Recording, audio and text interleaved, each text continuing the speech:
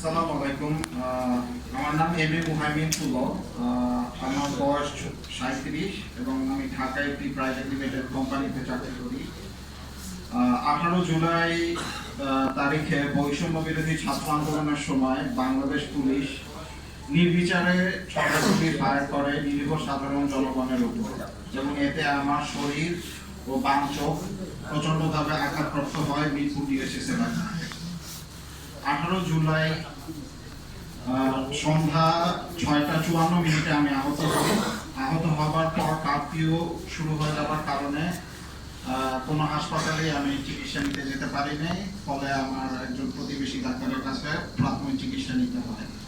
19 জুলাই আমি জাতীয় চক্ষু বিজ্ঞান হাসপাতালে জাতীয় চক্ষু বিজ্ঞান হাসপাতাল ও ইনস্টিটিউটে চিকিৎসা দিতে গেলে সেখানে আমার বাম চোখে একটি এমার্জেন্সি সার্জারি করা হয়। পরবর্তীতে ডাক্তারের কাছে ফলো চিকিৎসা নিতে গেলে বিভিন্ন পরীক্ষার মাধ্যমে জানা যায় আমার বাম চোখটি গুলিবিদ্ধ হয়ে গুরুতরভাবে ক্ষতিগ্রস্ত হয়েছে এবং চোখের ভিতরে মেটাল প্যালেট রয়েছে, যা বের করতে আরো কিছু অস্ত্রোপচার করতে হবে।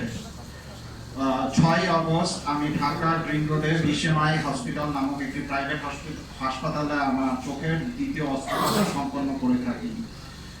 দ্বিতীয় অস্ত্রোপচারটি করার সময় আমার চোখে অনেকগুলো প্রসিডিওর করা হয়।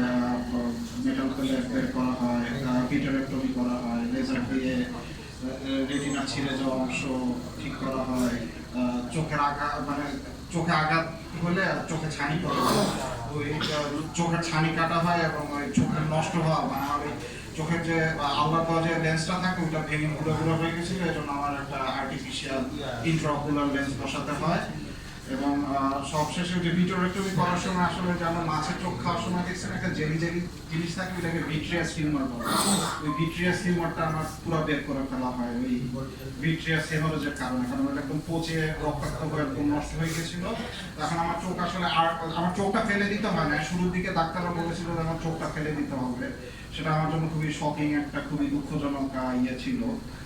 তো ডাক্তাররা পরে আবার অন্য ডাক্তাররা বললো যে না, আপনাদের দেখা একটা ছোট চোখটা কিভাবে আর্টিফিশিয়ালি রাখা যায়।